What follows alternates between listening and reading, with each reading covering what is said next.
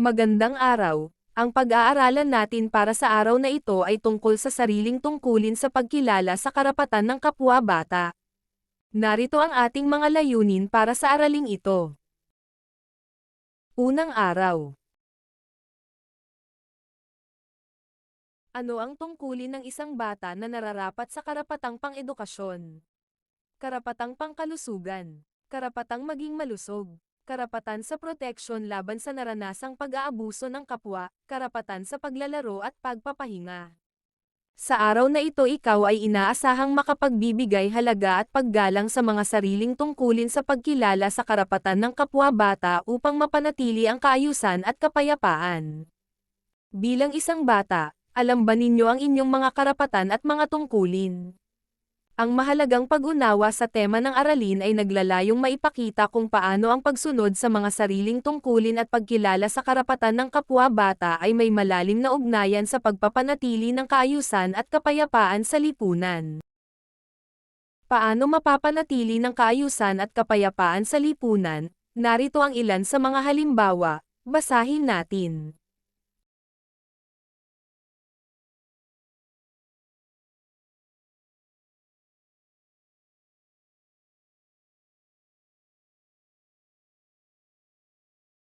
Una, ugnayan ng tungkulin at karapatan. Pangalawa, respeto sa dignidad.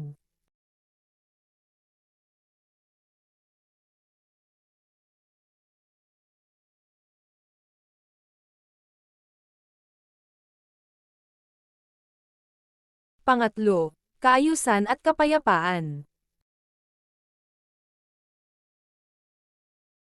Pang-apat, pag-iwas sa tunggalian.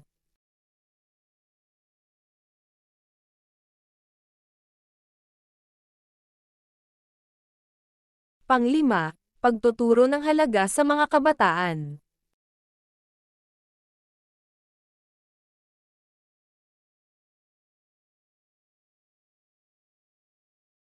Naunawaan natin kung paano ang pagsunod sa mga sariling tungkulin at ang pagkilala sa karapatan ng kapwa-bata ay may malalim na epekto sa pagpapanatili ng kaayusan at kapayapaan sa komunidad. Ito'y nagpapalakas sa ugnayan ng bawat isa at naglalagay ng pundasyon para sa isang mas maayos at mapayapang lipunan. Unang gawain.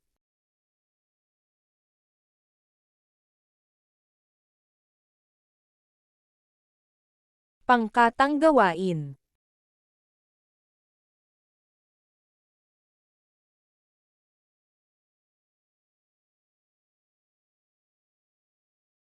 Paano ninyo isabuhay sa pang-araw-araw na pamumuhay ang mga natutuhan ukol sa karapatan at tungkulin ng bawat mamamayan?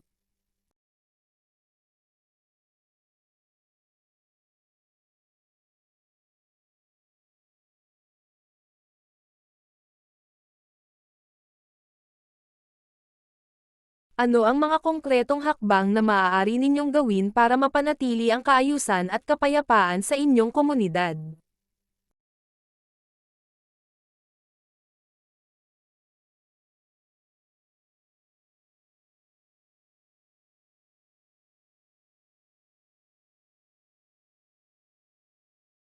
Ikalawang araw.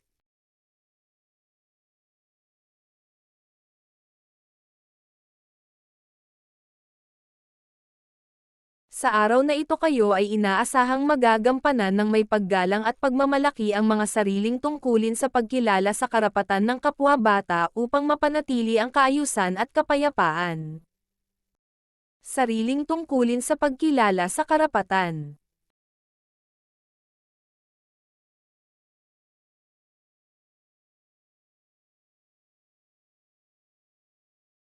Una, pag-unawa sa kabuuang konsepto. Mahalaga ang malinaw na pag-unawa sa kabuuang konsepto ng pagsasagawa ng mga tungkulin na may paggalang at pagmamalaki sa konteksto ng pagkilala sa karapatan ng kapwa-bata. Ito ay hindi lamang ang pagtupad sa responsibilidad kundi pati na rin ang pag-unawa sa mga pribilehiyo at pangangailangan ng iba. Pangalawa, pagpapahalaga sa paggalang. Ang pag-unawa na ang paggalang sa iba ay hindi lamang simpleng kilos kundi isang pagpapahalaga sa dignidad at halaga ng bawat isa. Ito ay nagpapakita ng respeto at pagkilala sa kanilang karapatan bilang tao.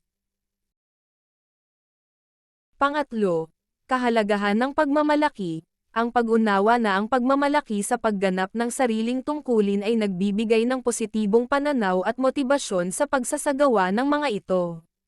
Ito ay nagpapakita ng pagmamahal sa sariling trabaho at pagtutuon ng pansin sa tamang pamamahala ng tungkulin. Pang-apat, pag-unawa sa balanse. Ang pag-unawa na ang pagpapatupad sa mga tungkulin ay dapat na may kaakibat na pagkilala sa mga karapatan ng iba.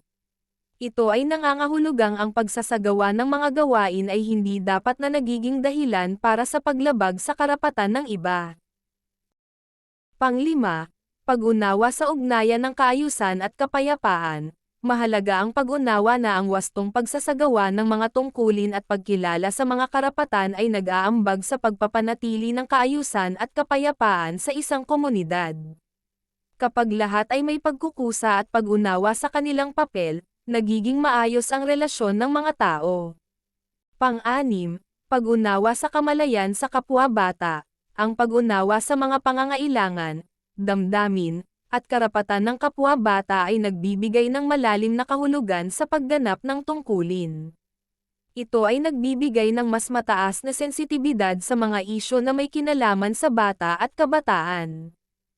At panghuli, pagpapahalaga sa kapayapaan. Ang pag-unawa sa kahalagahan ng pagpapanatili ng kapayapaan sa lipunan ay nag-uugat sa maayos na pagganap ng mga tungkulin at pagkilala sa mga karapatan. Ito ay nagpapakita ng pakikipagtulungan at pagiging bahagi ng solusyon sa mga isyu ng lipunan.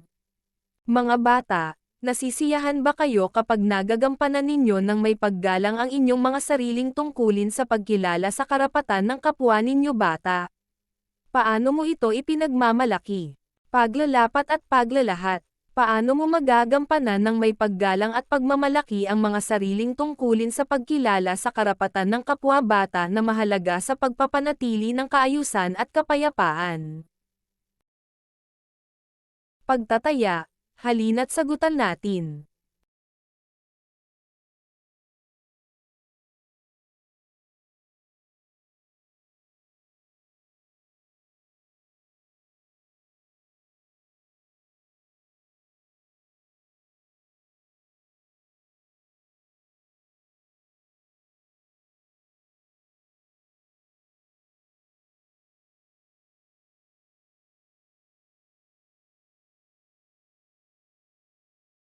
Ikatlong araw.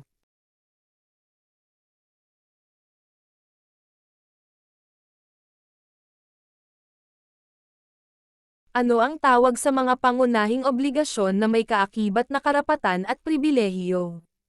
Sa araw na ito kayo ay inaasahang makikilala ang mabuting dulot ng mga sariling tungkulin sa pagkilala sa karapatan ng kapwa-bata upang mapanatili ang kaayusan at kapayapaan. Sariling tungkulin sa pagkilala sa karapatan ng kapwa-bata upang mapanatili ang kaayusan at kapayapaan. Karapatan ng bata, isa itong mahalagang konsepto na nagtuturo sa mga bata tungkol sa kanilang mga karapatan bilang individual.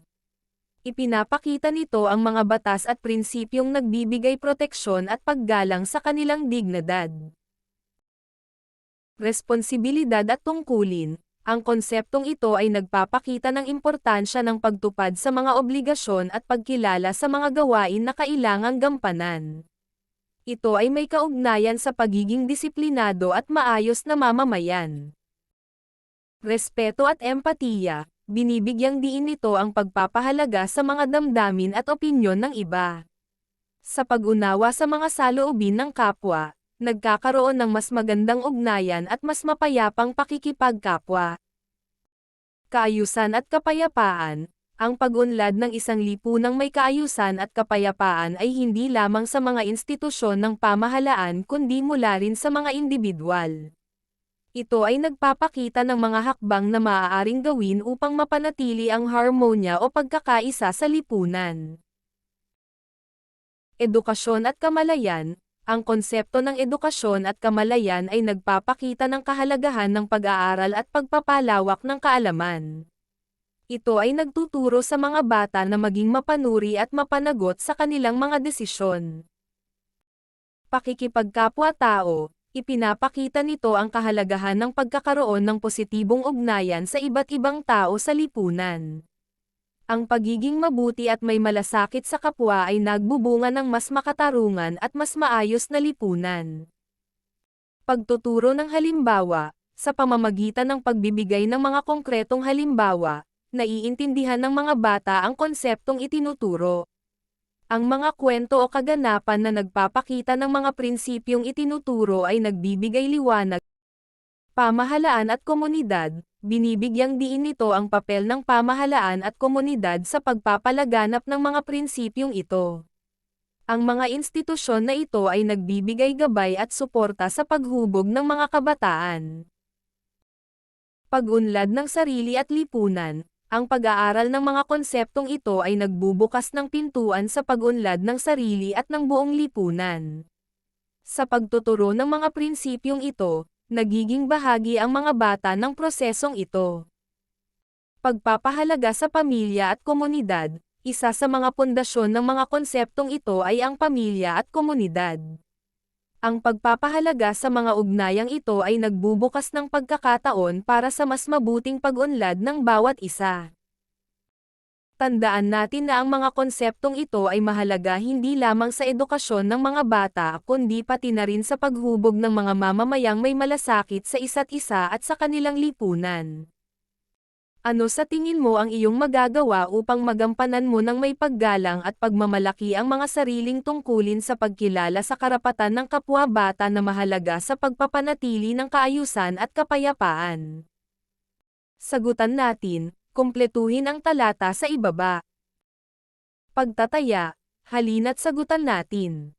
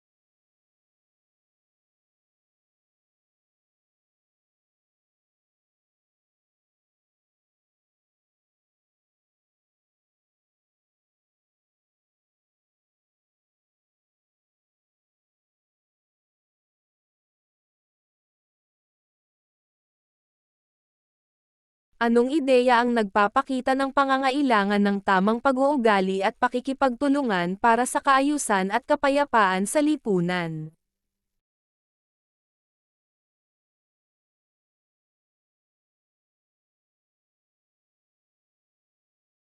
Sa araw na ito kayo ay inaasahang, maisasakilos ang mga tungkulin sa pagkilala sa mga karapatan ng kapwa-bata. Narito ang mga mahahalagang pag-unawa o susing ideya, halina't pag-aralan natin.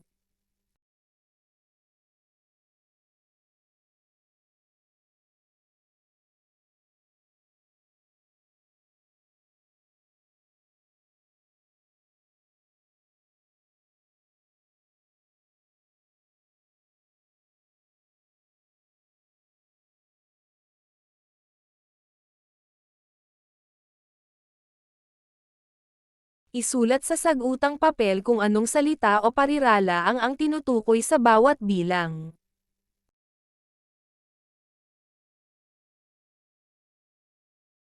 Debate. Magkaroon ng malalimang pag-unawa sa mga karapatan ng kapwa-bata at ang mga aspeto ng pagkilala at pagtupad sa mga ito.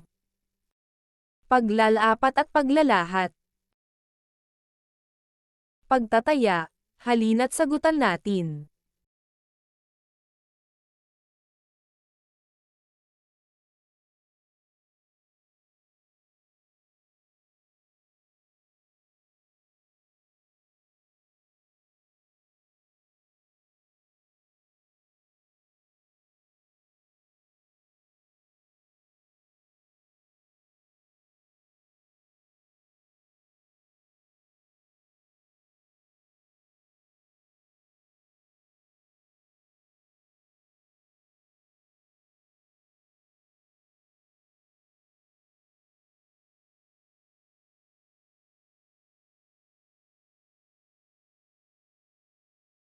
Ikalimang araw.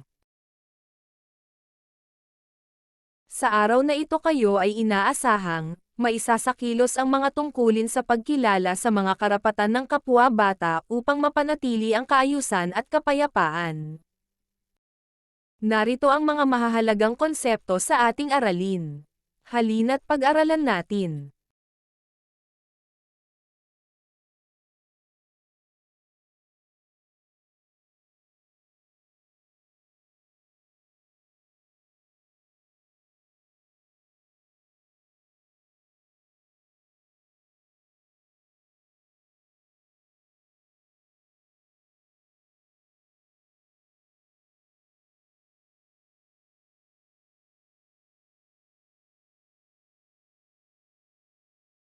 Community Problem Solving Game.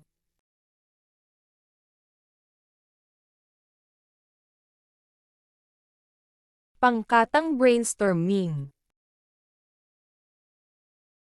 Paglalapat at paglalahat. Pagtataya, halina't sagutan natin.